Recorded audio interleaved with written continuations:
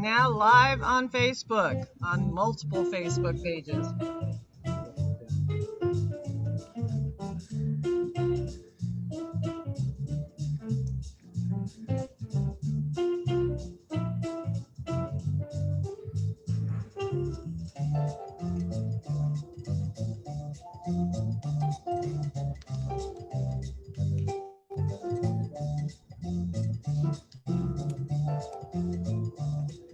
I'm unable to spotlight our other candidates. I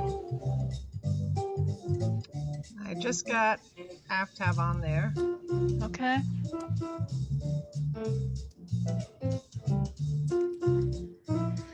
I see Cecil. Here we go.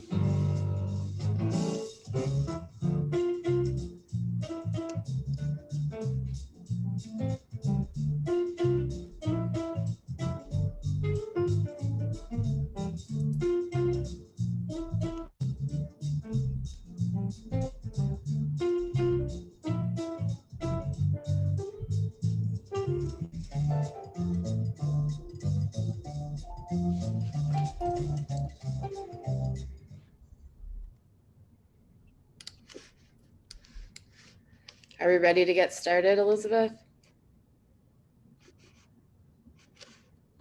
Let's do it. All right. Welcome, everyone. My name is Ioana Paraskevopoulos. I'm the Executive Director and co-founder of Action Tank, one of the co-sponsors of this forum. You can see the other forum co-sponsors on the screen right now. This event is a team effort, and we're grateful to all the organizations whose logos you can see. As we prepared for this event, the sponsors decided that they wanted our topics to focus on affordable housing and racial equity. So all of our questions tonight will be on those two topics. I also want to thank ArtsWave, who provided a grant to support this event. Before we get started, I want to explain more about the arts component. We started with a slideshow of art created by Cincinnati residents. They were asked to use any creative medium to respond to one of the questions: what is broken about Cincinnati? What should our local government leaders prioritize? Or what is your hope for Cincinnati? Also, during the event, one of the panelists' live streams will feature live illustration of our conversation by Mike Fleisch from Depict. Depict is a facilitation firm that specializes in process design, visualization, and collaborative environments.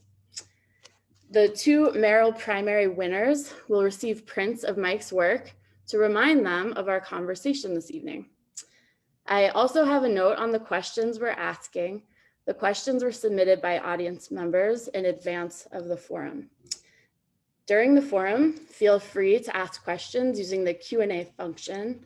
Although candidates will not have time to address them, we will collect all questions and send them to candidates after our conversation. It's now my pleasure to introduce our moderator, Elizabeth Brown, co-president of the League of Women Voters of the Cincinnati area. Good evening, everybody. I'd like to add my welcome on behalf of the League of Women Voters. There is a lot of public interest in the Cincinnati mayor's race with 6 candidates running in the primary. Our purpose this evening is to learn about the candidates and decide who we will vote for in the primary election. So it's all about voter education. Before we hear from the candidates, let me remind you about the details of the election. And I'm going to real briefly show one slide here that talks about the election. The election day itself is May 4th. However, next week on Monday, April 5th, is the deadline for voter registration or changing your address. So if you need to update an address or you know someone who needs to register, they need to do it by Monday. April 6th, the day after, next Tuesday, early voting begins at the Board of Elections.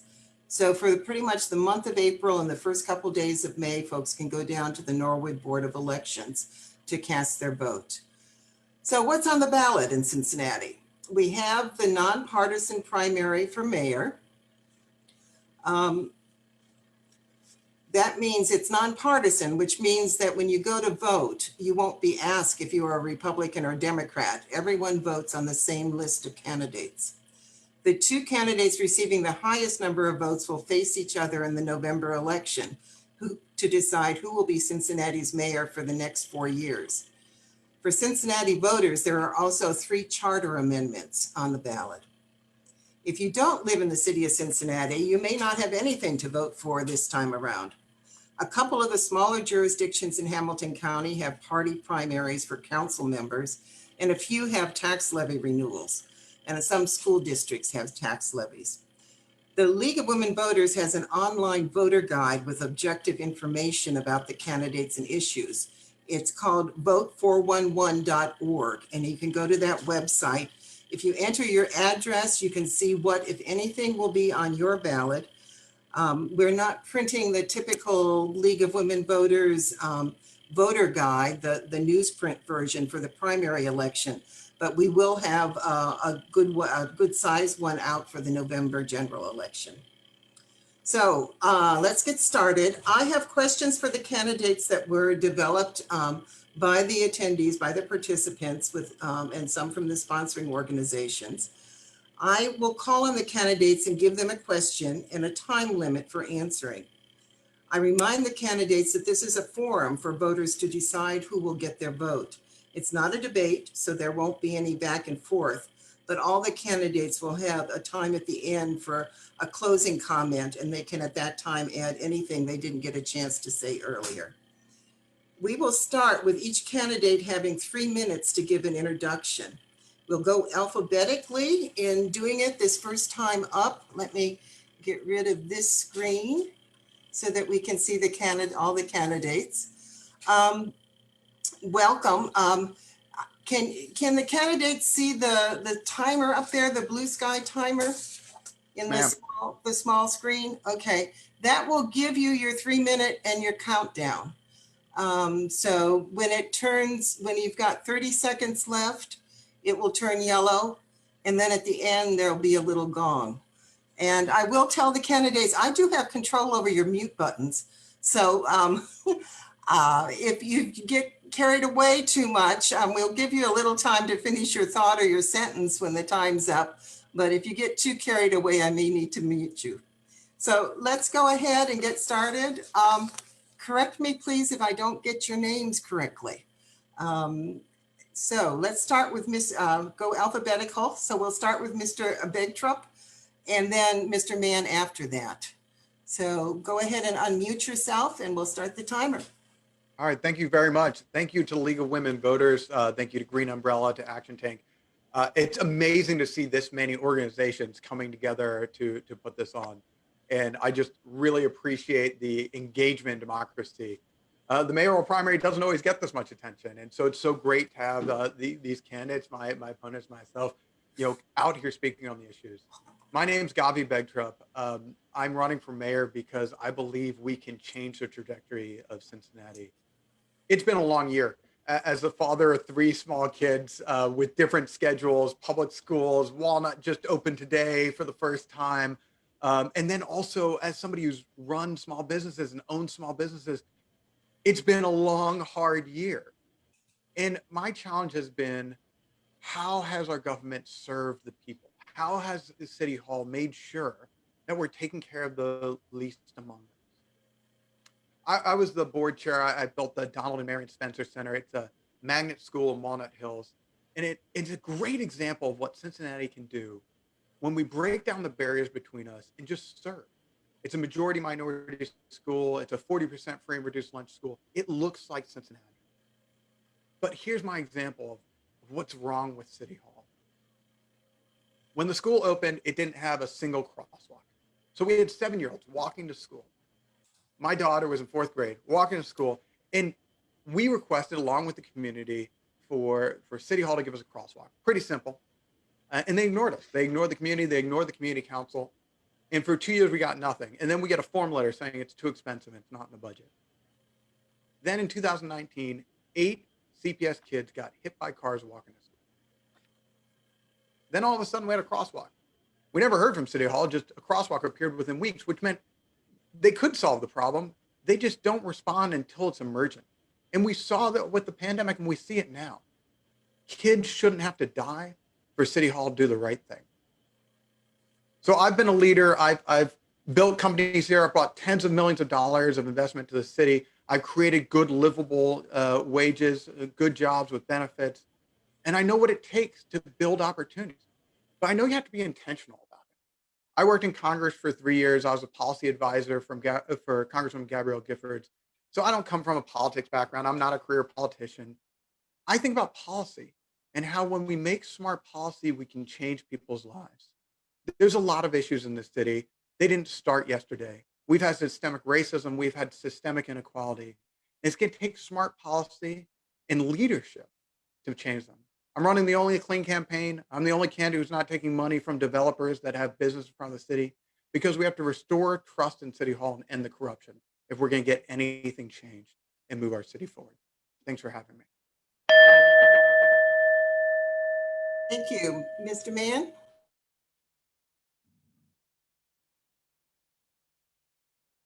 Can you unmute yourself, please?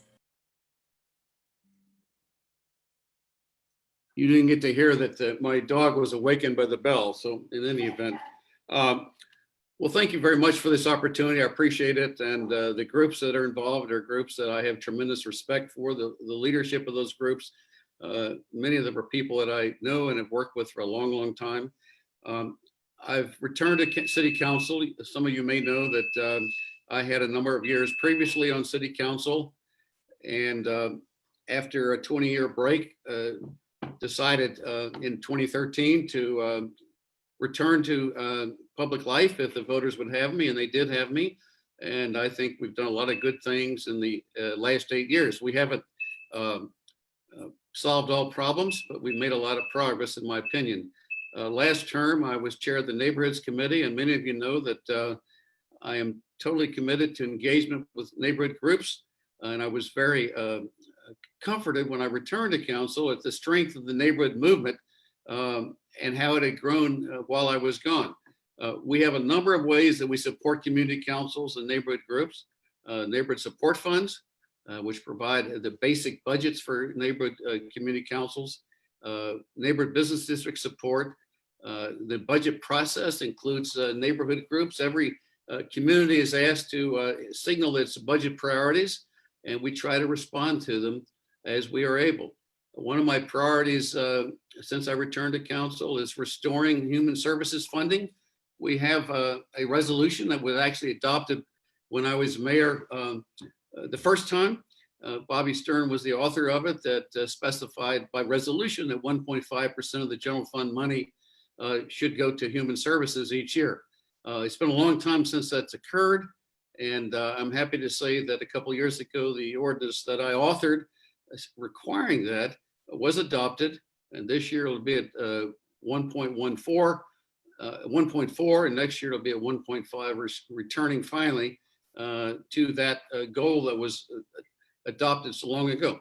Human services funding goes to charitable organizations that are left out of the loop frequently with some of the other programs that the city does or the other agencies may do. This term, I'm chair of the Budget and Finance Committee, which allows me to understand the overall city budget in a way I never have before. It's a complicated budget. We spend $1.5 billion every year. We have over 6,000 employees. We have 17 departments that are engaged in some very serious, challenging responsibilities. And I'm pleased to preside over that process. Thank you very much. Thank you. Mr. Prophet, would you like to go next, please? Yes, thank you and good evening. When I hear that bell, it seems like I want to get up and change classes or something. So, but anyway, good evening, and thanks to this group for coming together for this forum. I'm thankful for the opportunity. This is my first go at political office. I am not a stranger to public office. I have been in public service for 40 years. I'm a lifelong Cincinnatian. I was born here in Cincinnati and Avondale, spent my formative years in the West End. And again, back in Avondale, where my wife and I built a home and are raising our daughters who all attend public schools.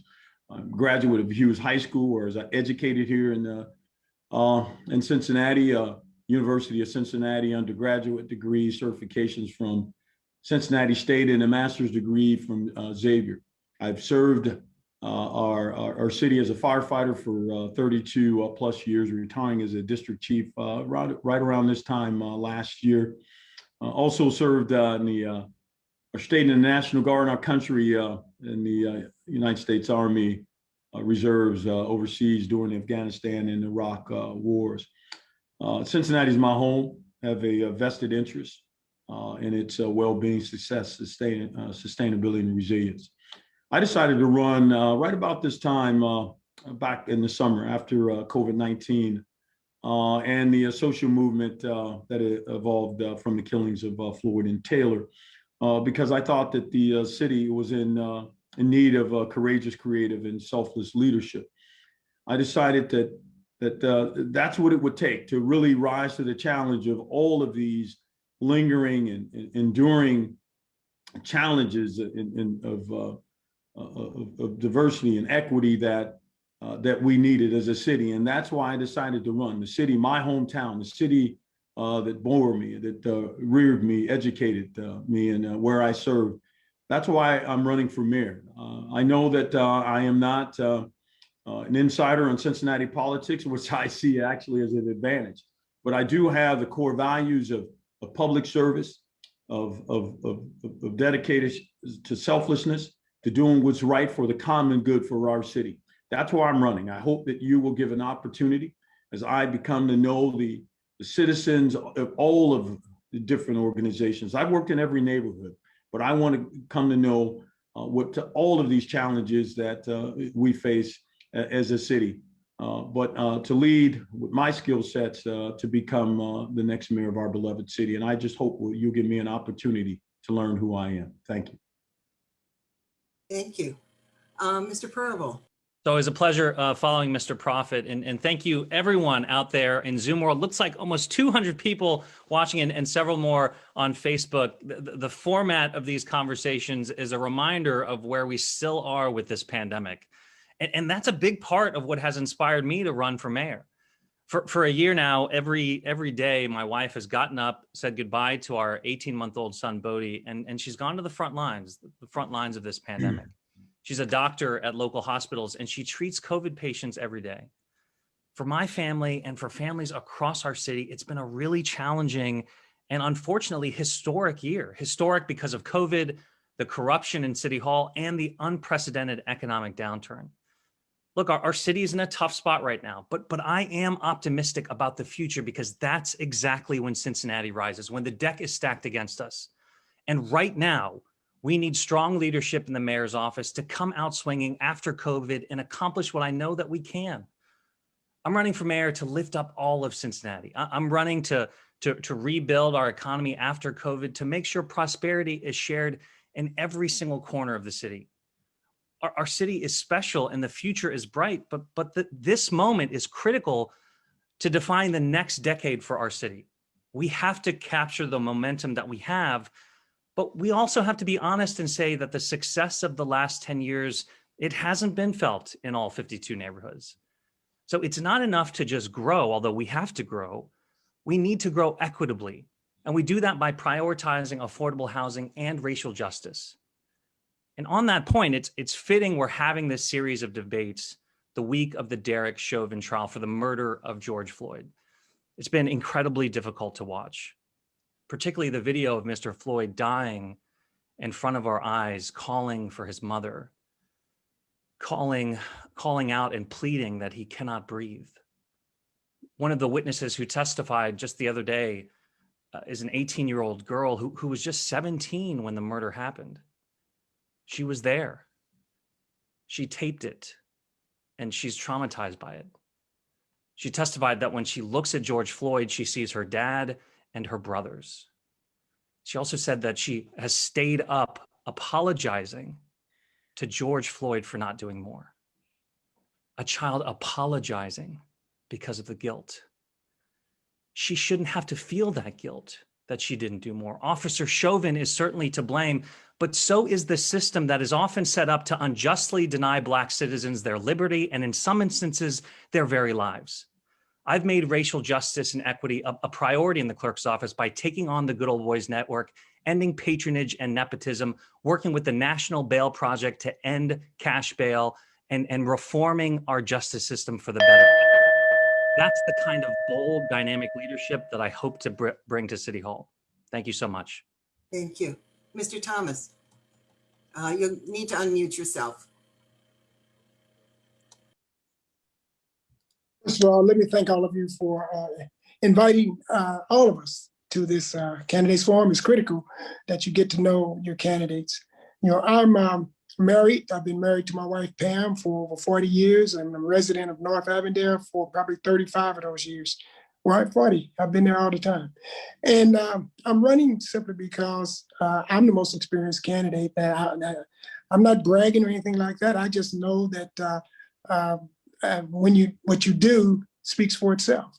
And I've been involved in the activities of the city of Cincinnati since I was in the police department in 1972 going forward. I've worked in every neighborhood, seen how difficult life can be for those who are less fortunate and see what life's like for those who are prosperous. I've been in homes where there's roach infested and rodent infested with paint, lead paint and asbestos. I've been in those homes. And I also been in very affluent homes where things are just beautiful. And I always say to myself, well, why is this like this? And when doing the civil unrest, I was there when all of that happened. And it wasn't the police officer that pulled the trigger that caused the civil unrest. It was the ignoring of all of the frustrations that people had to live in the over the Rhine. I toured, allowed schools to tour with me down in the over the Rhine after the civil unrest. And I was able to show them. I took them in front of Music Hall. I showed them how beautiful the streets were in the cobblestone streets with beautiful sidewalks. And I took them to the Aeronaut Center and showed how beautiful that was. And then I took them one block north of Music Hall on Elm Street and showed how the the sidewalk was uplifted. All roots of the sidewalks had lifted, were lifting up the sidewalks. And I could see that windows broken out, abandoned buildings. And I said, this would be unacceptable in front of Music Hall. So I said, we need to change our focus. We need to work from the bottom up, not the top down. Recognize that when you have people living in these kinds of conditions, frustration is going to build up. And then you look at all the social determinants of health. One of the reasons we said racism is a public health crisis is because of what we've seen as it relates to COVID-19 and how how racism impacts the quality of life of people. And so I've spent, I want to say 50 years working on the quality of life of people. I was there when the civil unrest broke out. I've stood between police and citizens with my army of ministers and folks to help calm the situation. I brought SERV to Cincinnati to address crime when we saw record homicides to reduce the crime. I'm very proficient in reducing crime, and I know there's areas of our city now. All right. Thank you. Thank you all very much. I now have a series of questions. This first one will have everyone answer the same question, but I'm going to mix up the order a little bit. So not everyone's going first or last. But the first question I'd like you all to address is, how would you as mayor promote racial equity in our city? And if we could start with Mr. Prophet and then Mr. Purvo after that, after him. So thank you. Again, oh, I see the clock now. I have 2 minutes. So, you know, being a lifelong Cincinnatian, I've always been fascinated by the history of Cincinnati. In 2015, the Urban League produced a report to Cincinnatians where they talked about the disparity between white Cincinnatians and Black Cincinnatians or African Americans, especially the socioeconomic disparities. But really, if you wanted to get at the essence of Cincinnati, I believe that you need to really look at it from the three Cincinnatians and how we evolved in terms of our neighborhoods, that you had whites on the east side and whites on the west sides, and African Americans essentially lived in the core. That's where I believe, and most of the historians will state the same, is that that's how Cincinnati evolved, and that's how we got into this position of the two Cincinnatians. And so part of it is how we structure our neighborhoods. And I believe affordable housing is the answer to them. As gentrification continues in our city, you know, there and over the Rhine now, you see areas in Walnut Hills where African Americans who occupy the core being pushed to different parts of the city. It continues the racial chasm that has existed in Cincinnati for years. So we must get at, you know, in terms of this neighborhood segregation, and I believe the answer to it is affordable housing. And hopefully we'll have an opportunity to talk about that as we move through this forum. Thank you. And I apologize. These questions, actually all the questions from here on out will be 2-minute answers to them. So Mr. Purvo, if you would like to go next, and then Mr. Thomas after you. We address racial equity by taking on the systemic racism in our housing system, our justice system, and our economic system. And let me drill down on the economics. It's been a very difficult year for all of us, but particularly for our Black community. If you're Black, you're more likely to get COVID. If you get it, you're more likely to die from it. Black-owned businesses are more likely to shutter and least likely to get loans from the government.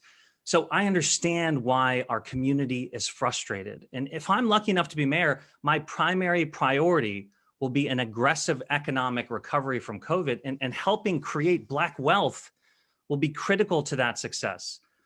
My agenda for economic recovery, particularly for the Black community, will be centered around one word: ownership. Black ownership of businesses, Black ownership of homes, and Black ownership of neighborhoods. Economic downturns like what we saw in 08 and 2020 show us that the most vulnerable are those who haven't had the opportunity to build wealth.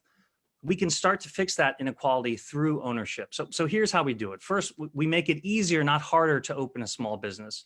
Right now, the logistics of getting that done is really overwhelming and confusing. I've led the way in the clerk's office of leaning into technology and innovation to make government more efficient, and that's what I hope to do. Second, we've got to increase the capacity of trusted institutions like the African American Chamber, the Urban League, and the Chamber's Minority Business Accelerator. These are trusted institutions that's doing the important work of providing seed capital to launch a business and continue to provide capital to grow a business and mentorship. And finally, we've got to make diversity and inclusion in our city contracting a priority. This is an area where we've had some success. We've gone from 2% to 11% for minority-owned businesses. But when the city is roughly 40% Black, we know that we have more to do. We can't do this overnight, but if we make it a priority, we can start to tear down the walls. Thank you. Mr. Thomas, and you'll have to unmute. I don't have a timer. I can't see the timer, so I'm gonna have to go. The issue, in order to address the racial inequities, racism is simply poverty. Address poverty and education. I'm a strong proponent of making sure that our children, as well as those adults who are unfortunate to have dropped out of school, get them a good education to be able to support themselves going forward. Children, if they're well educated, less likely to get involved in crime and all these other things. If those who happen to be caught up in a circumstance of crime, get them educated in the trades. We have right now in the state of Ohio 25,000 Class A CDL licenses, CDL drivers that need jobs that need to be filled. 25,000. The building trades has already said that they expect by 2023 or 4, 2 million jobs will be available simply because they do not have the quality trades individuals trained to fill those jobs. Creating opportunity and having those discussions about race. Race matters is just that simple. And until we meet that challenge of being able to directly discuss race and the impacts of that, we will always be repeating all of the situations when it comes to the social determinants of health. So I would put a blue ribbon panel together to be focused strictly on addressing the problem of poverty, and then apply the resources to the recommendations that will come out of that. I mean, serious resources, and then continue that sustainable resources to make sure that we're not allowing ourselves to drip back into this cycle of poverty. It's so easy to give money over here, over there, but if you don't laser focus those dollars and then sustain it there to address it. Time's up. We lost our dong that time, but thank you. I gotta do it. I appreciate it. I hope they find their bell. Mr. Bedcock, if you would go next, and then Mr. Mann. Yeah, it's a great question. It's one thing to talk about solving these problems, another thing to actually do it. I've done it. I built the Donald and Marion Spencer Center. It's a majority minority school. What I didn't tell you is it's a gifted education school. And when you hear gifted education, you might think exclusionary. The reality is gifted education has long been white and affluent only. We haven't made it accessible. And so we built a school that brought in kids, 350 kids from all over the city. That's how you do it. You start breaking down the barriers between us and start serving everyone. You're going to hear people talk about building small businesses. I've actually done it. I've not only built businesses, but I've worked with Black entrepreneurs to build theirs. So I know what it takes and I know what it needs. And it is investing in all these things. It is investing in the Minority Business Accelerator and Mortar and all the other, the African American Chamber. But it's also really understanding what small businesses need. Because we're going to build generational wealth in the Black community, we have to start thinking about these problems and addressing them. It's about addressing racist tax policy. Right now, we have an abatement process that makes it so that we spend more money on McMansions in Hyde Park than we do on bringing investment into Bond Hill. And then when we bring investment into Bond Hill, we raise taxes on everyone and push everyone out. We have policies that force gentrification in our communities instead of having development without displacement, which takes smart policy. And we have plans for that. It's about working with schools. Schools are the route to opportunity for vast majority of Americans and vast majority of Cincinnatians. And CPS is majority Black. But we don't have a city hall that works with schools. I'll have a liaison in city hall whose whole job is to make sure that we are aligned. Also, we got to reform the police. Cincinnati could be the leader in police reform in the country, like we once started to. But it takes an actively anti-racist mayor who's going to make it happen. Thank you. Mr. Mann? Thank you very much. Mr. Prophet referenced the study by the Urban League of 6 years ago, which documented in detail and disturbing detail the disparity that exists in Cincinnati between Black and white by any number of demographic measures, whether it's unemployment, housing, infant mortality, life expectancy. The list goes on and on and on. And I suspect that if we did the same study today, we would be disturbed by how little progress has been made. But that is not for lack of effort, at least at City Hall. I was heavily involved in the initiative to bring us the preschool promise, which asks of voters of this community to increase the tax burden that they pay for the schools and for the preschool promise program that gives public voucher support for preschoolers so that when they start school, they're ready. Something else we did was the Childhood Poverty Collaborative, which now is transmuted into Project Lift, which has as its goal raising 5,000 families out of poverty. Now, these are not easy tasks, but they're underway. Last summer, I had a conversation with Wendell Young, who I've served with these last 8 years and who I've known for a long, long time. And we were comparing notes about the feeling in the community in 2020 compared with the riots in 2000 following the shooting of Timothy Thomas here in Cincinnati. We felt like there were some opportunities to really make good things happen. And I haven't given up on that possibility. And I think some of the potential of the stimulus money that has come to us, $291 million, is very, very real. And we have to take a look to focus those funds to address these problems. Thank you. Thank you very much. This next question, I'll just ask 3 of you to answer, and then we'll get a slightly different question for the other 2, just so we're not listening to the same answers so much. So this question will be for Mr. Thomas, Mr. Mann, and Mr. Purvill, and in that order. And the question is, 20 years ago, Cincinnati was in the forefront of police reform with the collaborative agreement. But this past summer's protests revealed deep community dissatisfaction with policing. What opportunities are there for Cincinnati police reforms, and how can relations be improved with neighborhoods who feel over-policed? So if we would start with Mr. Thomas on it, and then Mr. Mann, and then Mr. Purvill. Okay, well, thank you for that question. Absolutely, 20 years ago, I was a part of the collaborative agreement. I was a part of all of that came out of the civil unrest and what we needed to do to move our city forward. And there was a lot of efforts to address issues related to policing and how police were policing in the African-American community. So we did that, we addressed that. But again, no, it was not a cure-all effort. It brought us much closer in terms of community police relations. It built a strong effort of the community working directly with the police in a significant amount of areas. However, 2020 did show us that we still had some work to do. So where was that work at? When we saw the individual that was had the mental health and the officer fired the shotgun, beanbag shotgun, and all that stuff, we also recognized that mental health services was so critical to have readily available on the scene as quickly as possible. So we need to reimagine our policing in terms of some of the things we do.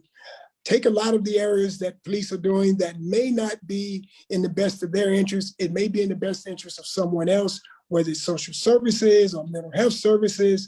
The idea is to get a unit more involved in every district that can respond to these social service needs in conjunction with the police. The police can respond, identify the need, and then allow the social service person to take over. Case in point, if children are left alone, that officer should not have to take those children, find a place to take them and all that stuff and wait for services to come. No, it's all about reimagining the police, folks. We have come a long way. But we do have a much further way to go. But I believe if we open our minds and reimagine, we get it done. Thank you. So I mentioned that I had a 20-year break in my council service. When I came back in 2013, I was amazed at how the police department had evolved in very positive ways.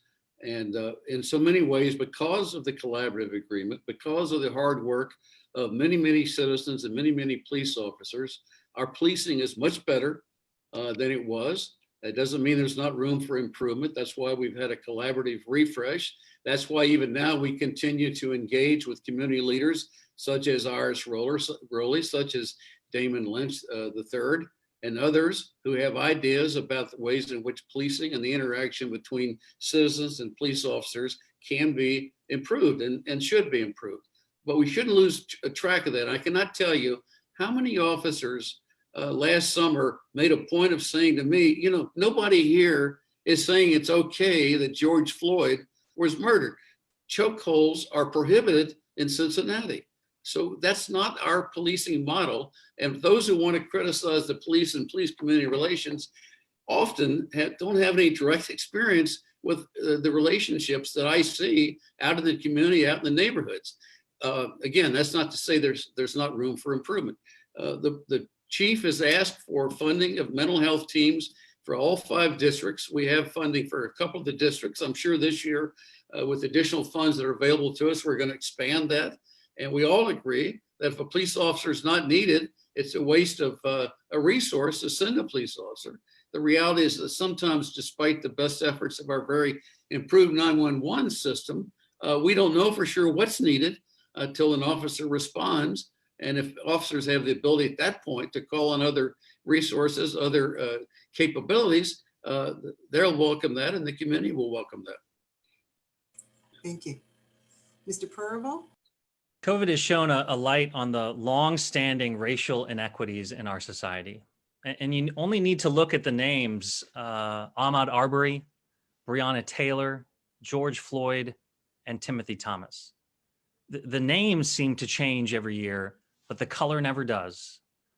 It's always Black men and women who are unjustly losing their liberty or losing their lives.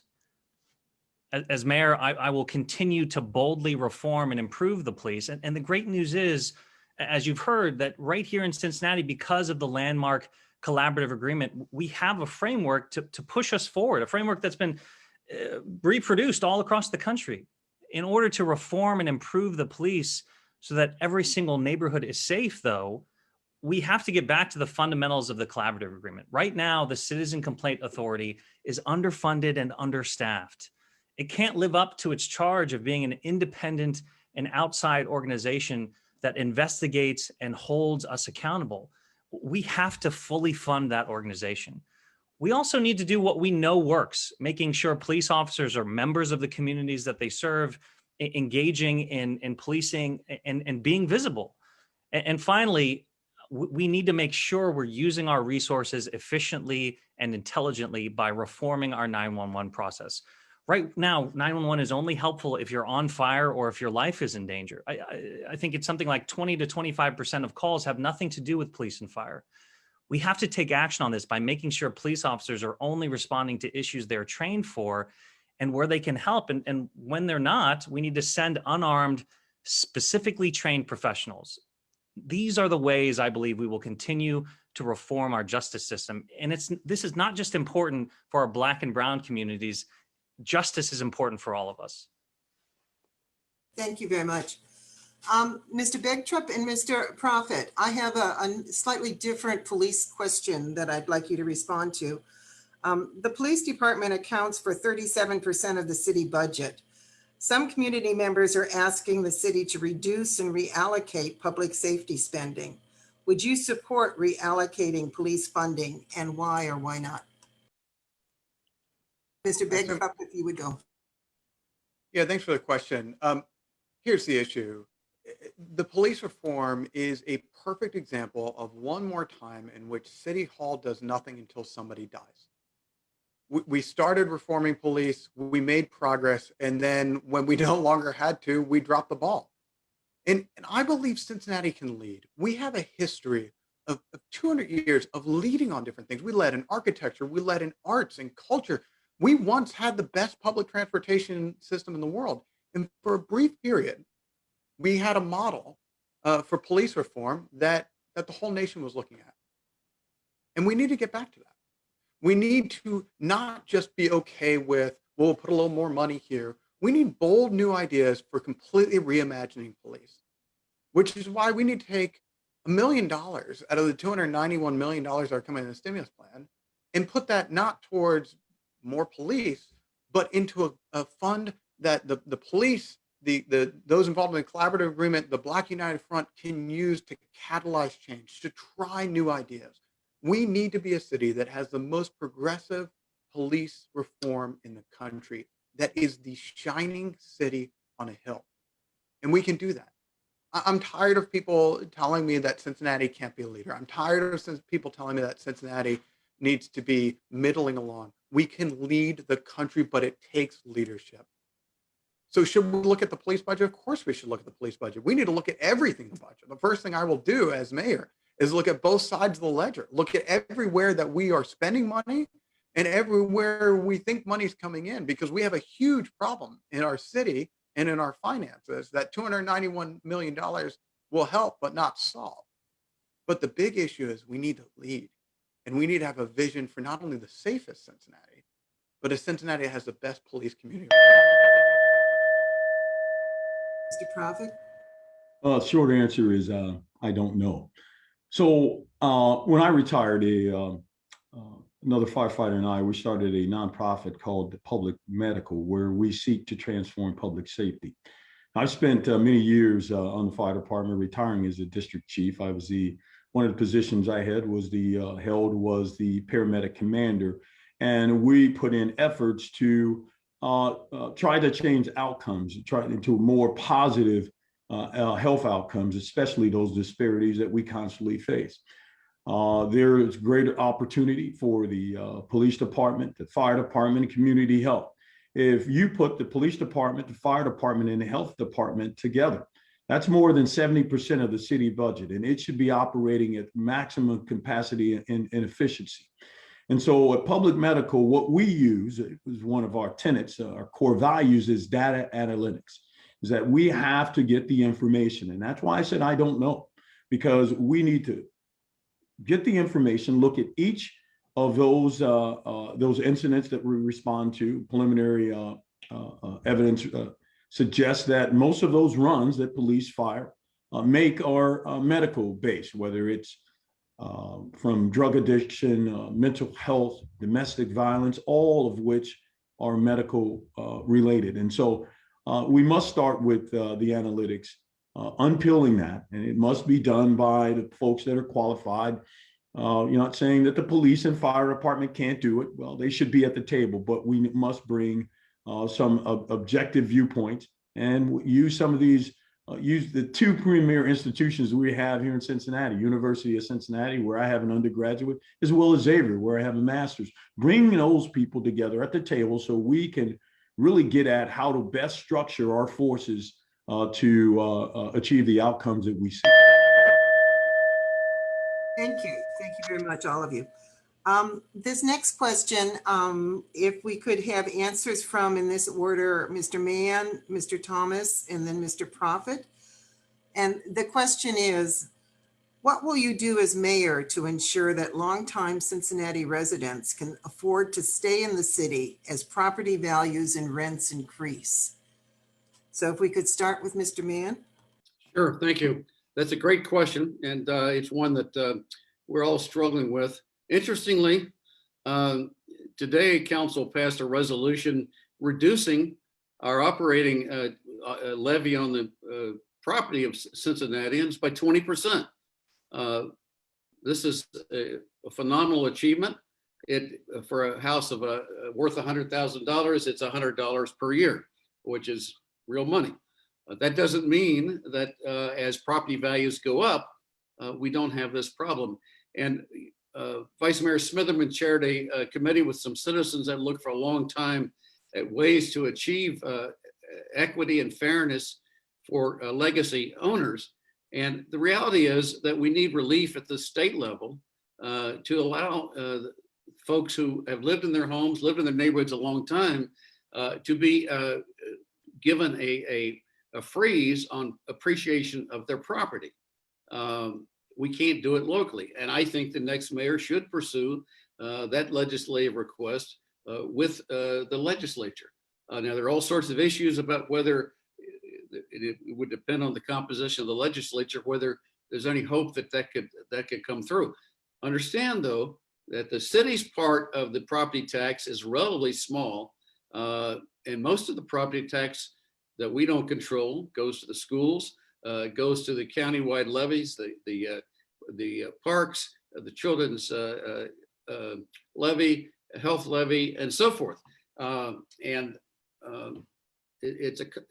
do the revenues come for those organizations if there's a freeze on property appreciation? Now, I would grant you in a heartbeat that property taxes are a fairly regressive form of taxes. And it would be nice to shift away from reliance in our society on property taxes.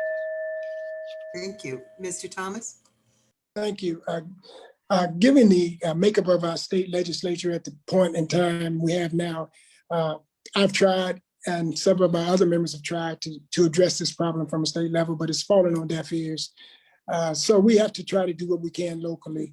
You know, I hear so often how seniors who've been living in their homes for years, they don't have a real problem paying their taxes on the property, but they have a major problem trying to find the money to fix up the city ordinances as it relates to keeping their property up and in appearance.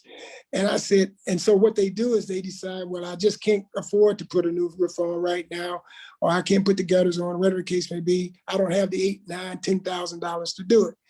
And I said, wouldn't it make more sense that we should, as a city, just as we give tax abatements to those who want to invest in their homes and redo them or build new homes, we give them a 10, 15-year tax abatement. Why not also work with these seniors and the folks that are living in their homes who can't afford it?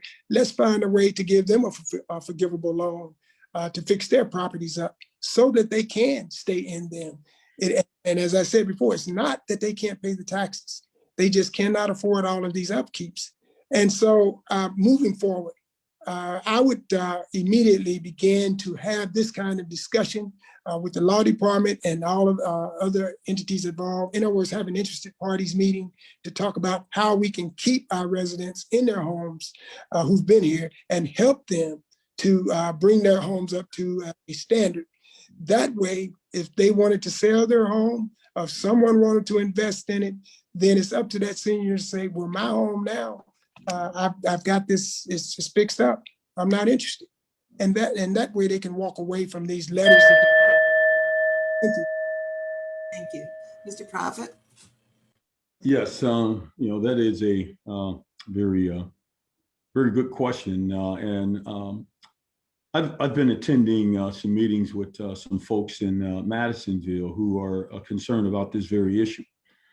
That they feel like that they are being pushed out of their own neighborhoods by development, right? And so I think, first of all, we must start with some core values that we must have as a city, that we honor the legacy of the residents that have lived in those neighborhoods in community for years.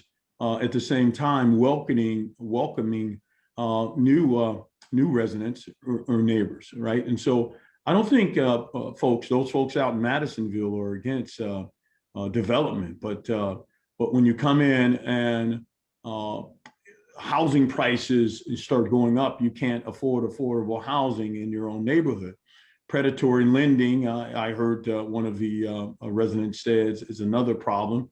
It seems the city is being a little stringent on some of the code violations as well. So the residents, I think, first of all, you know, we have to establish what the values of the city are. Are we going to respect our legacy citizens and try to put policies in place to ensure that they remain in those neighborhoods?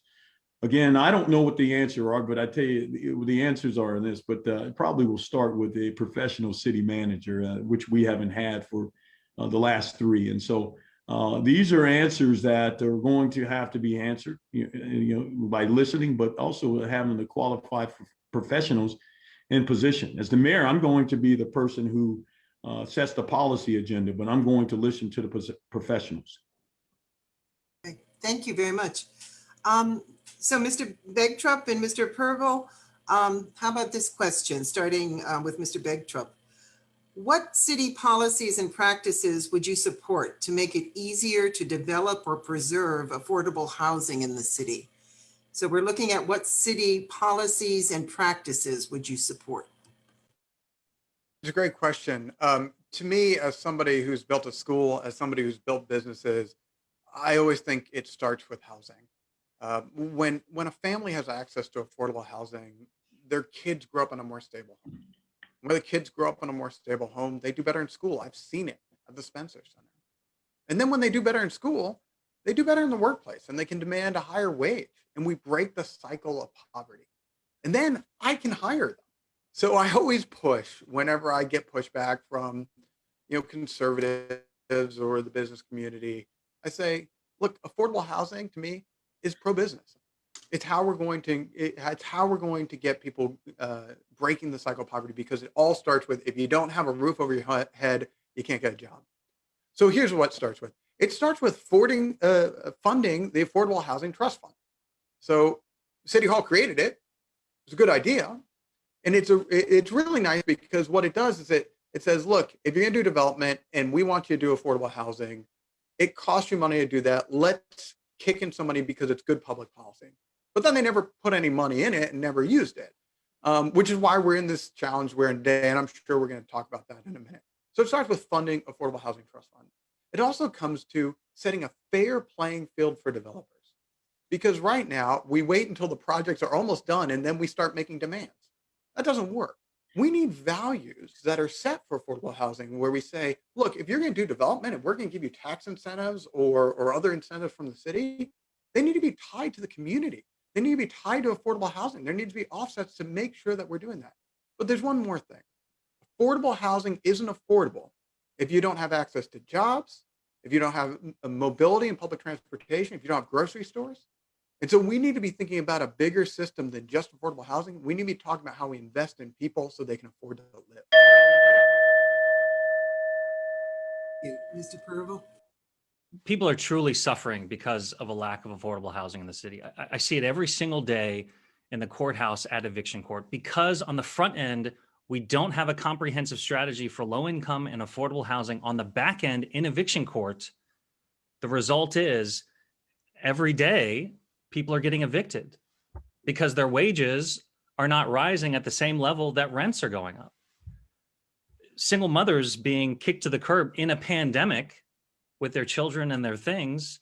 I see legacy communities who have lived in a community for a very long time be challenged because their property taxes are going up, akin to your last question. I mean, this all suggests that we need to demand a strategy that brings us all together to get serious about having a comprehensive plan. And it starts with the Affordable Housing Trust Fund.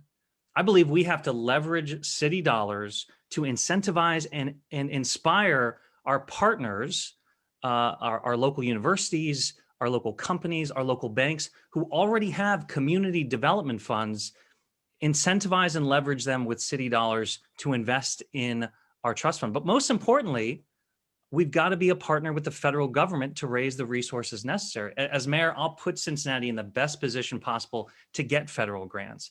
And that means creating an infrastructure that puts us in a position to succeed, rather than one that doesn't use city dollars as effectively as I know that we can. But we can't stop there. A comprehensive plan will also require a review of the city's development incentives like TIF, tax abatements, VTICA, to ensure that we're not only incentivizing growth, but we're also incentivizing equity. And we never hear enough about a real commitment to tenants' rights. The city can do so much to balance the playing field in eviction court so that tenants aren't right off the bat in an unfair position. Thank you. All right, this next question on housing, we'll just have everyone answer the same question. And we'll start with Mr. Mann again, and then Mr. Thomas. But the question does look more directly at funding for housing. How would you as mayor meet the need for additional funding for affordable housing in Cincinnati? And we'd appreciate mention, do you support issue 3 on the May ballot that would require the city to fund the Affordable Housing Trust Fund? But remember, it's not just about the issue. It's also about how would you as mayor meet the need for additional funding. Thank you. Mr. Mann, if you would start.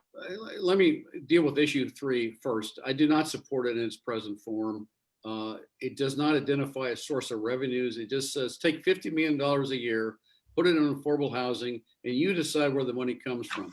As chair of the Budget and Finance Committee, I don't know how we can get by with taking $50 million away from our general fund budget, which is only $400 million. So you're taking 1/8 of the budget and devoting it to affordable housing.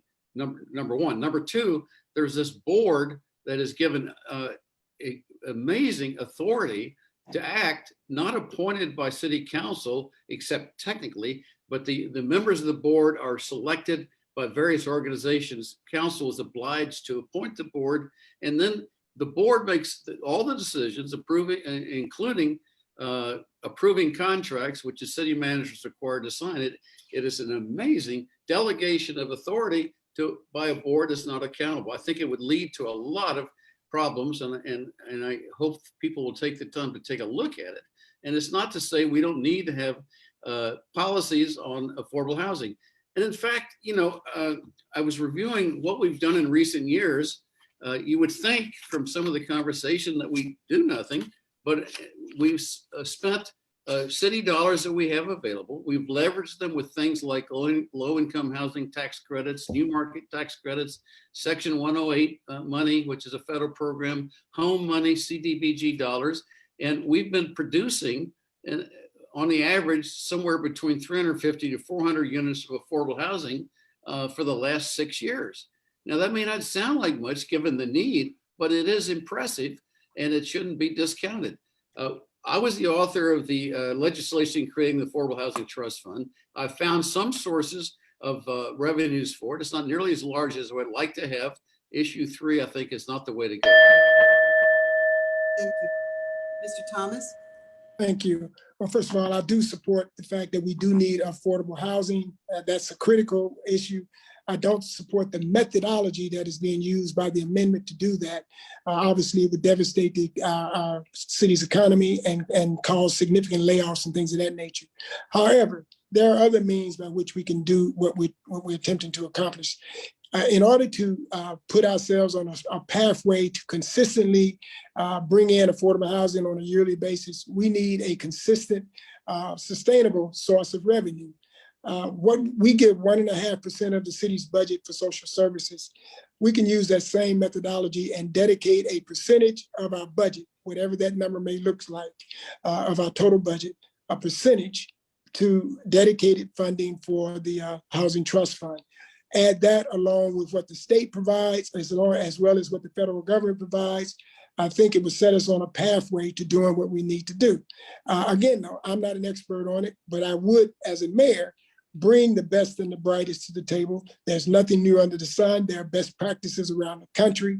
So you look at all of what is being done around the country, and then you retrofit whatever it is to the city of Cincinnati. We don't have to be in this situation. The only reason the amendments were filed is because people felt that the government was not listening.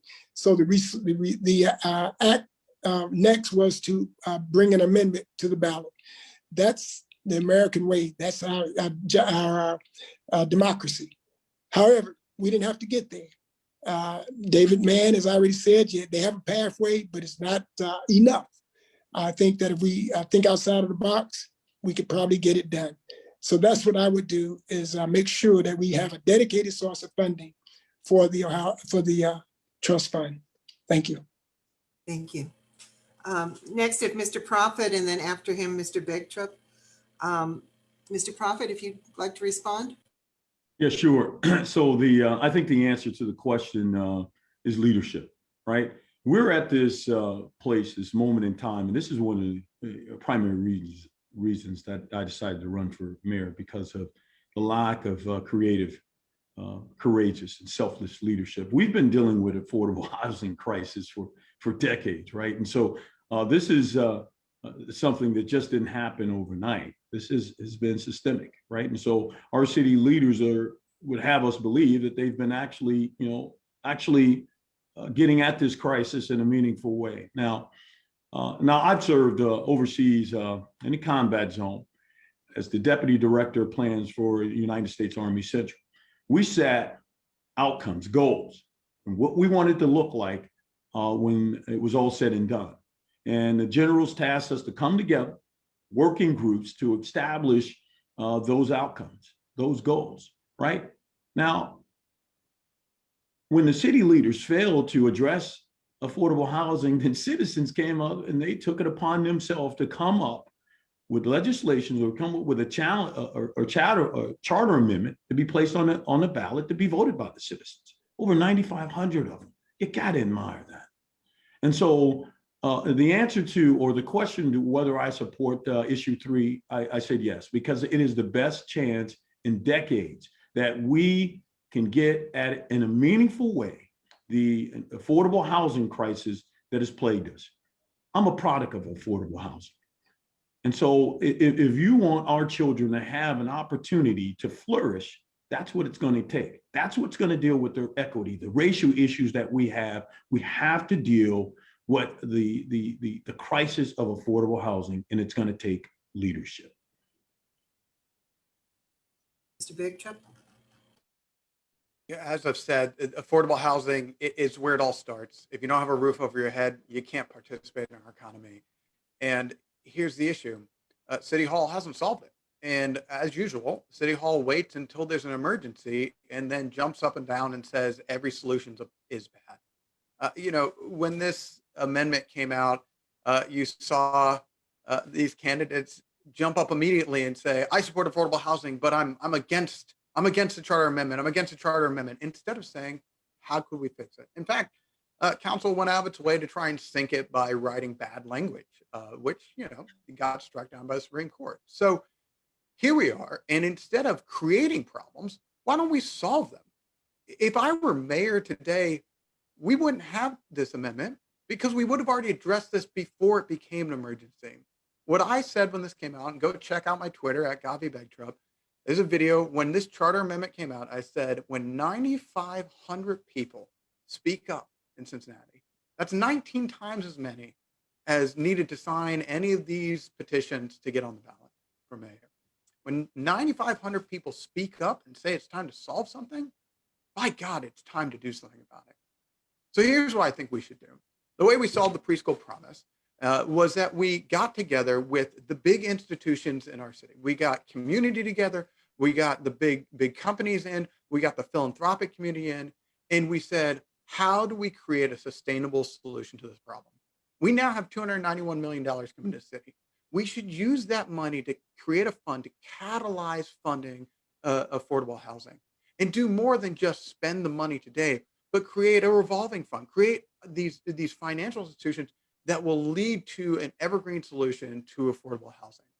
But that takes leadership and takes problem solving, which just isn't what we see from City Hall. And Mr. Purble. I don't support the charter amendment. I do support affordable housing, and I understand and empathize with the frustration of those who do support the charter amendment, because as I've mentioned previously, the city just does not have a comprehensive affordable housing strategy. And what I love, though, about the charter amendment is that it is driving this conversation to be the top issue in this year's mayor's race, because it is a crisis right now with nearly 30,000 unit deficit for affordable housing in the city and nearly 50,000 in the county. And finally, our city leaders are taking note and are starting to think creatively and innovatively about this, because quite frankly, the system right now is unfair. The incentives that the city has to create residential housing is concentrated in the wealthiest communities and is underutilized and not available to the communities who need it most. And these tax incentives are so lucrative that a single house is being torn down and 3 are going in its place. And for 15 years, no taxes are being paid on that property. And so absolutely, we've got to take a look at all the incentives, and we have to get serious about the Affordable Housing Trust Fund. As I've laid out, I think it is a mistake to rely entirely on the city's general fund to fund the trust fund. That is an inefficient use of city dollars. Yes, we've got to be using home dollars, CDBG dollars, and general fund dollars to start funding that trust fund. But then we've got to use our leadership and our bold vision to incentivize and inspire our institutional philanthropies, our universities, and our companies to invest in the fund as well. We need a mayor who's going to say, this is a priority, this trust fund is a priority, and we need to pool our resources in order to start solving this problem. Thank you. We're a little bit ahead of time. So Rena, I would like to give the candidates 3 minutes each for closing. If you could set the clock for 3. So we'll give you a chance now to talk about whatever you would like to tell us. If you didn't get a chance to answer a question that you had some comments on, that's fine. Or if there are other things you would like to address, please do so. And why don't we start with Mr. Begtrup and then maybe Mr. Mann and then Mr. Prophet. Well, first of all, thank you all for being here. It is just such a pleasure to be able to talk about the real issues. This is what's going to make a difference. On May 4th, you actually get a choice. And we don't get that too much in our democracy. Too often it's Republican versus Democrat. Every decision's made before they really get to you. And now with the democracy we have in Cincinnati, you get real choices here. So here's the deal. If you like how things are working, if you think that the pandemic was handled just fine, if you think that, as my colleague here said, in 2016, we had systemic racism and nothing's better today, but City Hall tried. If you think that's good enough, then you've got candidates to vote for. If you want leadership, if you want somebody who doesn't come from the corrupt political machine, if you want somebody who's actually brought tens of millions of dollars to the city, who's written $20 billion budgets in Congress, who's brought federal dollars to the city and the private sector, if you want somebody who's created jobs, knows what it takes to restore small businesses here in Cincinnati, how we get Black-owned businesses back up and running, and correct the damage that's been done by a botched response from our government. If you want somebody with that experience, you have a candidate. If you want somebody who's built schools in our city, that built schools that served everyone, who understands that schools are the pathway to economic opportunity. It doesn't matter if you have kids or your kids go to public or private schools. The reality is kids are the future. And we need a city hall that understands that you have to work with partners to get things done. You need a city hall that works with CPS. You need a city hall that works with the county. We have the opportunity to change the trajectory of Cincinnati. We have had systemic racism for decades, for centuries. We have had inequality for centuries. And the career politicians running for re-election because they're term limited or because they see it as a stepping stone to the next office, they just view it as, well, now's the time to solve it. What have you been doing? So I'm asking you to check me out, votegavi.com, go to the website, learn what we're about, and realize that there's a different path that Cincinnati can be on, one that's focused on equitable growth, one that's focused on policy that serves the least among us, those that need it, that doesn't keep spending millions and millions of dollars on wealthy developers. I'm running the only clean campaign. My opponents can't even tell you how many tens of thousands of dollars they've taken from developers who have business in front of the city, and yet they're going to try and dole out millions of dollars to those developers. If you're willing to vote to end corruption, you can vote for Gavi. Thank you. Thank you. Mr. Mann? Yes, thank you so much. I really appreciate the chance to have a chat with you, and the format is a nice alternative to some of the experiences we've been having recently. The Navy, a long time ago, sent me to Harvard College.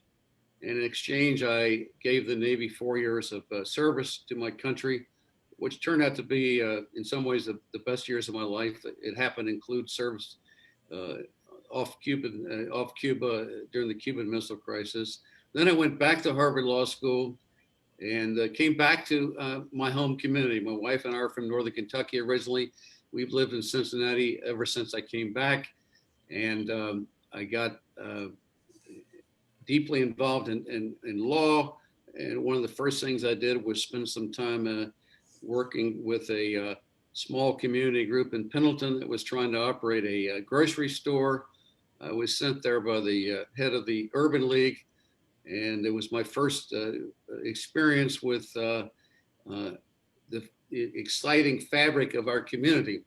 Then I got interested in council, was appointed to council when my friend Jerry Springer had his moment of disgrace, and then had the privilege to serve for the better part of 18 years, 3 of which as mayor. Then I was elected to Congress for 2 years. Then I was unelected to Congress and spent 20 years practicing law with my son in the firm of Man and Man. We do a lot of employment discrimination work. Folks that have been discriminated against by employers or prospective employers because of race, because of age, because of disability, because of gender, they come to us, and sometimes we're able to bring them a piece of justice. I even had a case against Cincinnati Public Schools related to termination of employees who had decades-old misdemeanor charges. It presented a challenge to state law, which the CPS was required to follow. I had the privilege of working on that case with the NAACP National Legal Fund, and that was exciting. And then, as I told you, in 2013, I decided council. This is a wonderful community. I think I have a work yet to do. The city is a large operation, 6,000 plus employees, an annual budget of $1.5 billion, 17 departments. I think my experience is needed. The next council is going to be one of the youngest and least experienced in history. They need somebody who knows how to turn the lights on day one. I think that's me. Thank you very much. Thank you. Then let's have Mr. Prophet and Mr. Purvo, and closing with Mr. Thomas. Yes, thank you. Thanks for having this very important forum, all the groups that came together to pull it together. And also, I'd just like to thank my my running, the candidates that we all seek to be mayor. I respect each and every one of you all for doing this, and also your service. Those of you who have been in service for many years, Councilmember Mann, Senator Thomas, and Aptat Pirval, as well as Gabby Betcher. I do. So no matter what happens moving forward, I do respect you all, and I will try to be civil as best as an infantryman can. All right. So, but I decided to run because of the fierce urgency of now that Dr. King stated. If we haven't realized really what COVID and the social movement after the killing of Floyd and Taylor has revealed, I don't think that we ever will. And so the time is going to call for really some courageous, creative and selfless leadership. That's why I'm doing this. I'm not doing this for any political ambition or any sort of legacy or any opportunity. I'm doing it for our collective future. I mean, we talk about this ballot initiative about affordable housing, where where it seems like our leaders are pitting working class people against each other by saying that if it passes, we're going to lay off essential services.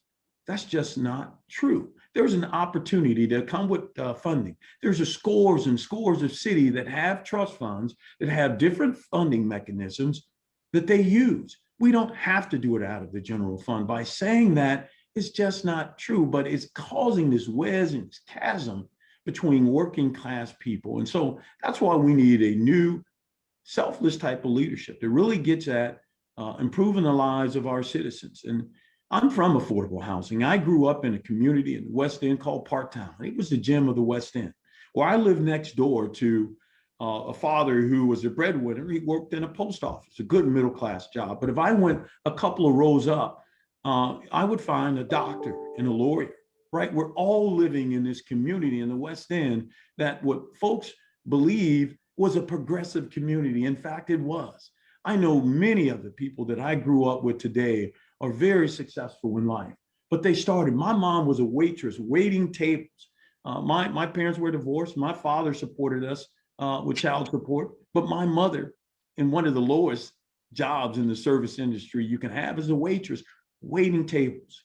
I understand the importance of good, affordable housing, being in mixed income neighborhoods that makes us all successful, that lifts all of us, as ABTAB says, right? And so that's why I'm running, to better our community. Thank you. Mr. Purvo? Thank you, Mr. Prophet, for your kind words to all of your colleagues. I really appreciate that. To all of the scores of sponsors of this debate and this forum, thank you so much. To the 174 of you who are still hanging with us, thank you so much for your engagement and for listening to our answers to these really important questions. Some of you may know my story, but I think it bears repeating. I'm the son of a refugee. My mom was born in Tibet, and she was forced to flee when the communists took over. She grew up in India, at first in a refugee camp, but got an education, made her way to college, where she met my father, who's from Punjab, India. They got married, and they decided to come to the United States. They came to Ohio, right here in this state. They didn't know anyone. They didn't have any money. They didn't have a job, but they came here on the belief that this country would give themselves and their children a better opportunity. They came here in search of the American dream. And in just one generation, a single generation, their son, me, has an opportunity to be elected the mayor of Cincinnati. That story only happens in this country. And my story, I believe, is the path forward for the city and the reason why I love this city so much. It's a tough time, to be sure, right now, because of COVID, because of the corruption, because of the economic downturn. But this city, Cincinnati, we have incredible opportunity. We have an incredible future, but we need strong leadership in the mayor's office and in City Hall right now to come out swinging after COVID, to create jobs, to grow and get back some of what we've lost, and to continue to be a destination for my parents and for young, diverse families to come here and to stay here and to help us grow. That's the path forward. To take on the systemic racism that exists in all of our cities, we need bold, clear-eyed leadership. And I think that's what I've done in the clerk's office.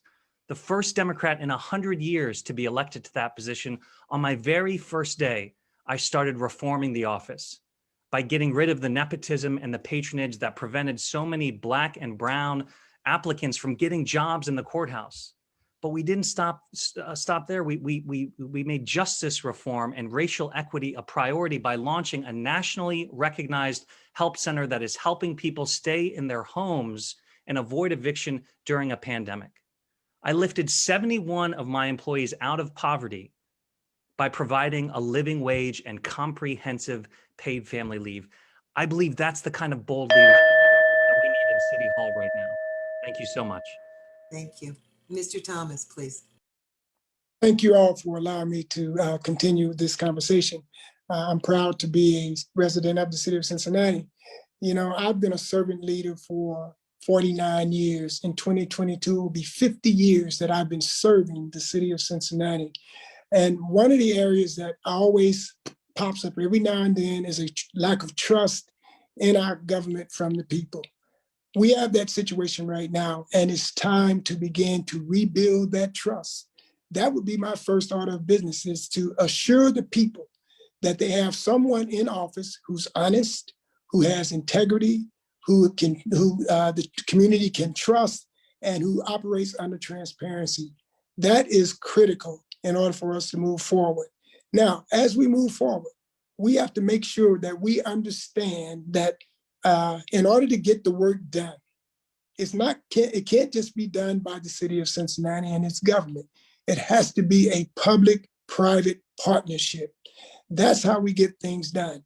Working with our business community, working with the clergy, working with the government, all of us working together, then we get the work done, and we operate in a very transparent manner in doing so. I keep hearing so much about this issue of taking money from developers. Listen, folks, if you don't trust me, trust the God in me. If a developer chooses to donate to my campaign and he's foolish enough to lead me to think that he's trying to buy my vote or my position, then he's going to get a visit not just from the FBI, but from my past employee, which is the Cincinnati Police Department. So I'm not interested in that. And I know that most developers, and yes, there are bad actors, but most developers, whether they in town or not, or out, are honest people. I spent a whole lot of time rebuilding the relationship between citizens and police after the civil unrest. I spent a lot of time resolving the civil unrest issues. I called for help from all over this city, as well as this region. And people came in, their churches, Black, white, Asian, they all came in and said, how can we help? They brought their congregations with them. In other words, folks, I'm a leader. I don't talk, I get things done. I've been doing it all my life. I came from a poor community in the Appalachian Mountains of Alabama. Came here when I was 8 years old. And if I can do it, I look at all those young men out there, even the young men that are carrying the guns, I had efforts in place to protect them. The fact of the matter is, I've been there, I've done that. I've been on the streets when young man has died in my arms in front of Finley Market on Ray Street. I've been there. So my point is to all of you, I'm a leader.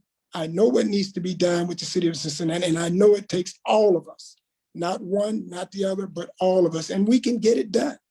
And we have gotten it done. Cincinnati, great place to be. Thank you and have a great day. Thank you.